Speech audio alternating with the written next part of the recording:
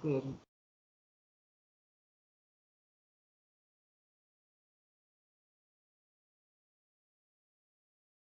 तो के बाद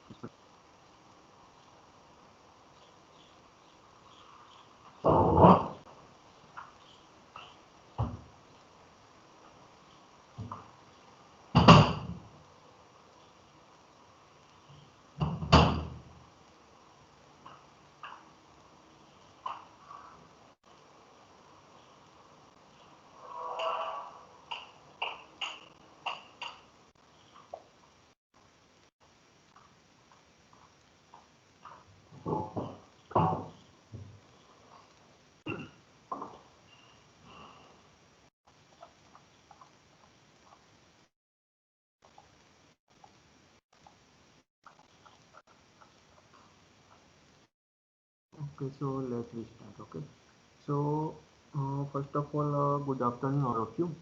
Okay, I think in the last lecture we have discussed about the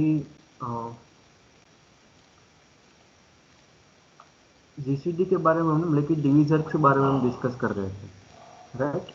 वो हमने डिस्कस किया था। Yes sir. जीसीडी में हमारा मतलब कि उनके बारे में डिस्कस कर रहे थे, उसमें हम प्रॉपर्टीज देख रहे थे, थ्योरम देख रहे थे। Okay, and then in the last lecture I think we have done one theorem.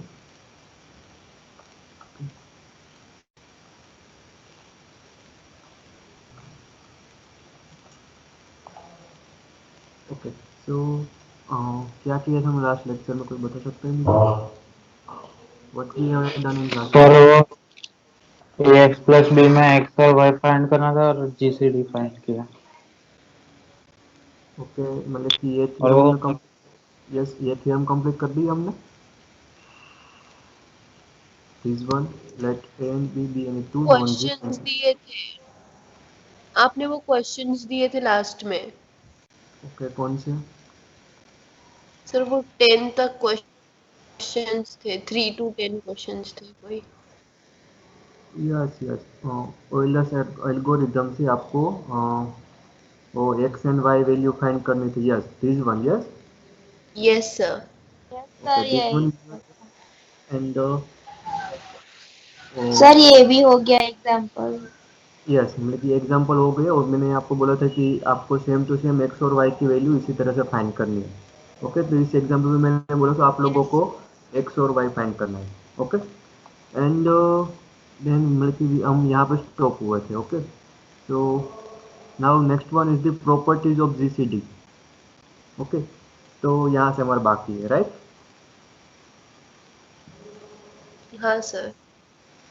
Okay, तो क्या है कि हमें यहाँ से स्टार्ट करेंगे प्रॉपर्टी ऑफ जीसीडी। ओके, तो फर्स्ट प्रॉपर्टी है कि let GCD of a1 a2 up to an is d। आपके पास n नंबर से उनका जीसीडी क्या दिया है, d। Then for an integer h greater than 0, GCD of h a1 h a2 up to h an equal to h into d।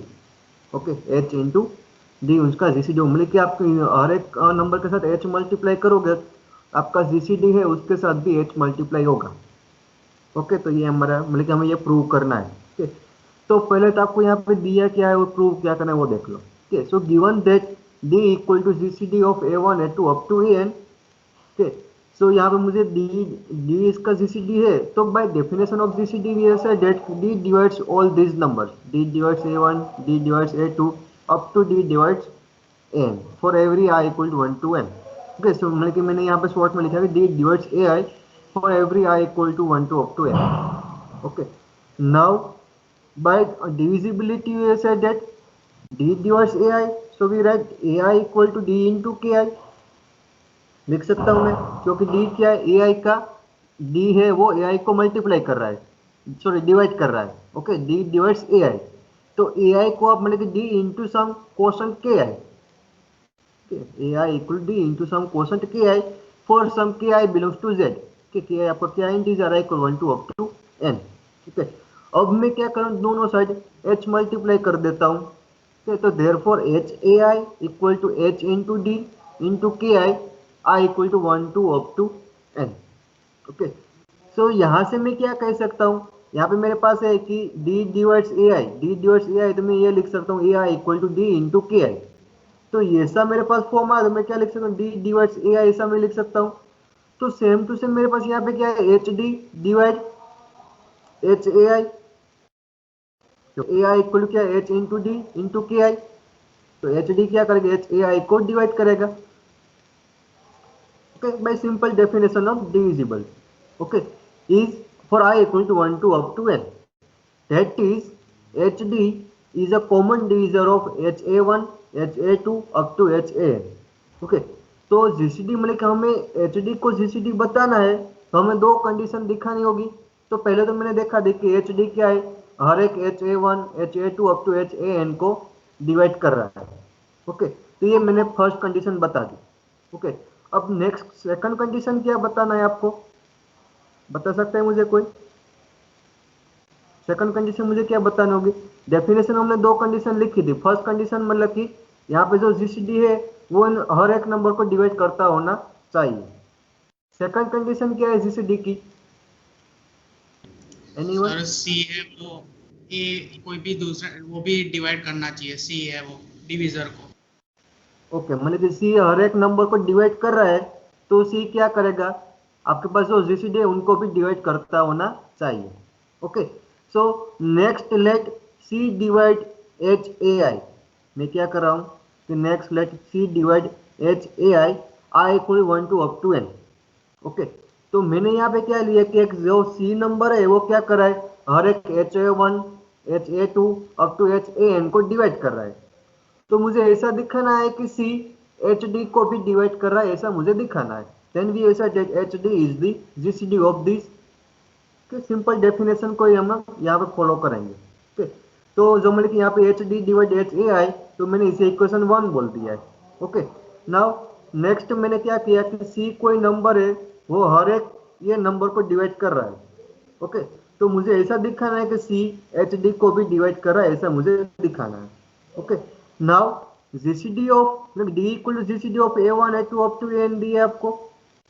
Okay, तो आगे हमने theorem देखा है कि आपके पास कोई डी दिया है, उनका मतलब डी कोई नंबर का जीसीडी है, तो आप क्या लिख सकते हो, आपके पास एक्स एंड वाई ऐसे एग्जिस्ट होंगे जिनके बराबर डी इक्वल क्या लिख सकते हो आप, ए एक्स प्लस बी वाई ऐसा लिख सकते हो। आगे हमने थ्योरम ये किया है।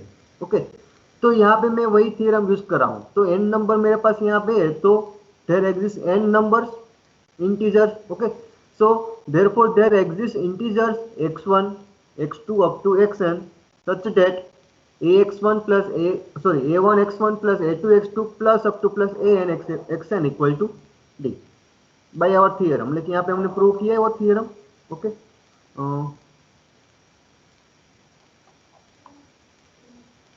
यस आगे। Okay,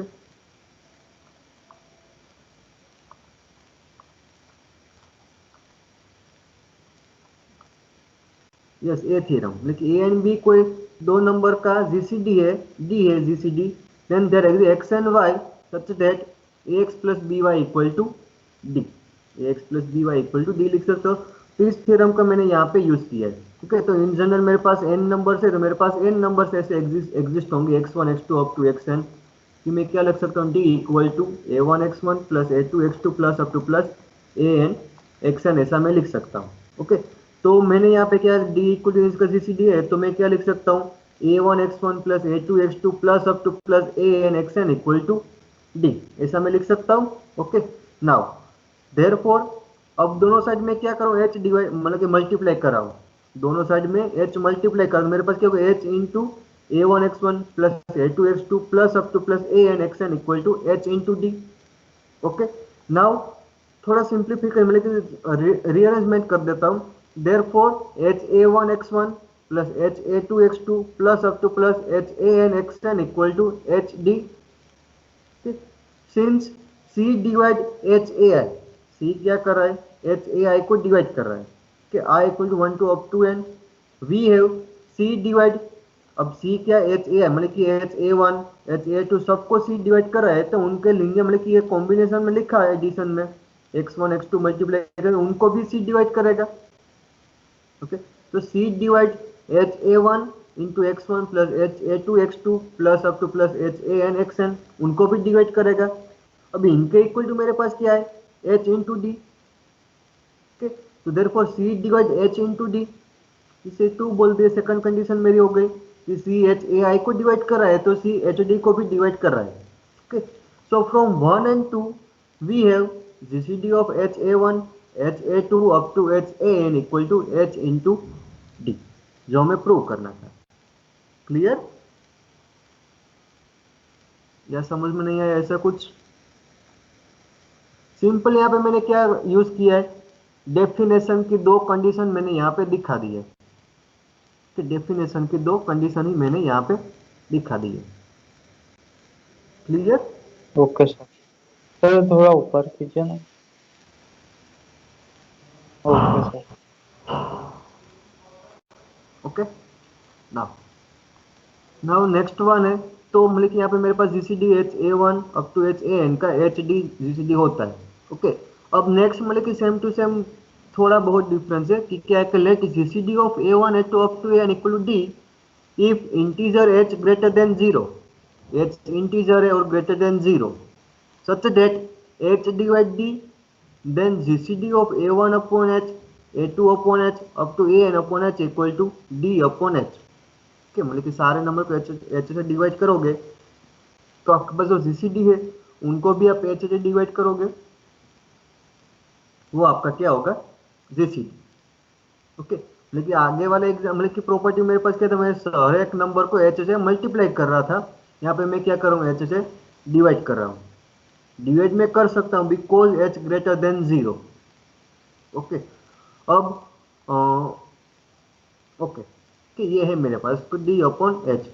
now here H divide D मुझे दिया है, H डिवाइड D, तो मैं क्या लिख सकता हूँ, D equal to H into K, K belongs to Z। कि आपका क्या है, कोई